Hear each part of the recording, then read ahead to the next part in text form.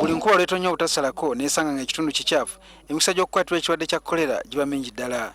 Ensonga lwaki mu kiseera kino abantu b'e Busia bali ku bunkenke. Ekirwadde kya kolera kigambibwa okuba nga kyabalukawo ssabbiiti ewedde. Wadde ab'ebyobulamu mu kitundu kino bagamba nti abantu babiri be baakafa, bo abatuuze bagamba nti kati baweze 5. B'abantu abali ku bitanda olw'ekirwadde kino baweze 31. Kolera amanyiddwa ng'ava ku bukyafu. Okulwanyisa embeera eno okuviiriddeko abatuuze okutandikawo kaweefube ow'okuyonja ekitundu kino.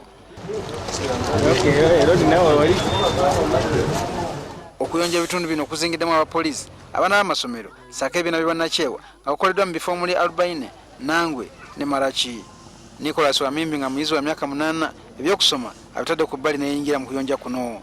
Ono muyizi mu ssomero lya Kevin Lisa Primary School nga wa kibiina kya 5.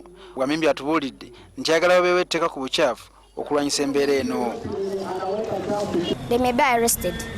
Why are you saying they should be arrested? They are bringing diseases which are killing people. We have come here to clean this town to prevent diseases.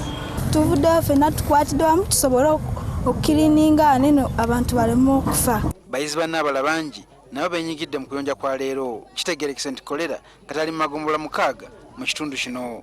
Dr. Lile Achoyo nga yewa byobulamu mu kitundu kino agamba nti bateereddwawo kaweefube okusomesa abantu ku kulwanyisa obukyafu. Kyokka si musanyufu n'abakulembeze abamu mu kitundu kino ddala abaana byabufuzi abaganya okuwera abatambuza emmere e Busia.